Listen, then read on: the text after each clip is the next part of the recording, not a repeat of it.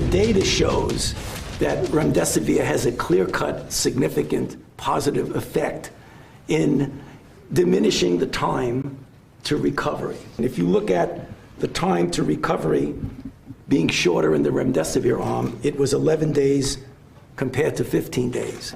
Although a 31% improvement doesn't seem like a knockout 100%, it is a very important proof of concept, because what it is proven is that a drug can block this virus.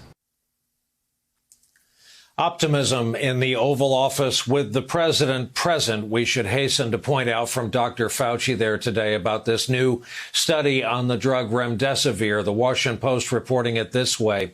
The drug must be given intravenously over 5 to 10 days, and the trial results only apply to hospitalized patients. Those are two very important details for everybody to remember. Today, Dr. Fauci compared this new treatment to an early drug in the fight he was a big part of against AIDS. When I was looking at this data with our team the other night, it was reminiscent of 34 years ago in 1986 when we were struggling for drugs for HIV. And we did the first randomized placebo-controlled trial with AZT, which turned out to give an effect that was modest. But that was not the end game, because building on that every year after, we did better and better. Back with us again tonight, Dr. Erwin Redlener, a pediatrics physician, clinical professor with the School of Public Health at Columbia University, also happens to be the director of Columbia's National Center for Disaster Preparedness with an expertise in pandemic influenza. And Dr. Anne Rimoin back with us, professor of epidemiology at UCLA, where she runs the Center for Global and Immigrant Health, specializing in emergent infectious diseases. Good evening and welcome to you both. Dr. Redlener, I'll begin with you. Remdesivir, which we hasten to point out has not been approved for this use. We also hasten to point out those comments were in the vicinity of the president. So these days, no matter who the expert is, it can often color the wording used. And I wish we didn't have to point that out, but we do. With that, what do you make of this development? Yeah, hi, Brian. So I'm a big fan of Dr. Fauci's. I never have envied his position, having to make his statements in front of the President of the United States, particularly this President of the United States. And he's right to be optimistic and hopeful, but we're far from being convinced. And the conditions that you mentioned, or he mentioned, that this is going to have to be, it's being given to patients intravenously who are very, very sick.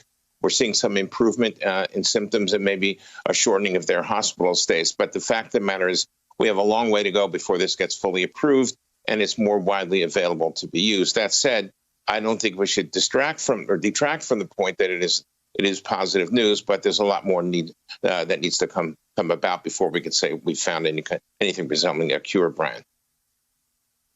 Anne Rimoin, I want to play for you something from your mayor, Mayor Garcetti in Los Angeles, just tonight. We'll talk about it on the other side. We all know this is a silent killer. It moves quietly through the population. And why it's so important for people who don't show symptoms to get tested is because oftentimes they're the super spreaders. We believe together that now we can offer to everybody living in the county of Los Angeles, starting tomorrow, with or without symptoms, we can offer you a test, get you those results back in a day, 2, maximum these days is 3. Anne Rimoin, that is huge news, a huge population of people living within L.A. County. Is this, do you hope, a model for the rest of the country? Absolutely, Brian. This is terrific news. What we really need is to have widespread testing. And this has been the thing that we have been looking for and hoping for a long time. And it's important to test not just those individuals who are symptomatic, but those who are asymptomatic.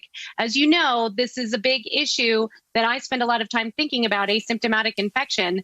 And, you know, we know that there is a large proportion of the population who is asymptomatically infected, and we need to be able to catch these people as we can early, give them the opportunity to isolate from others, and to be able to ensure that they're not spreading. So this is a really big development. Great news.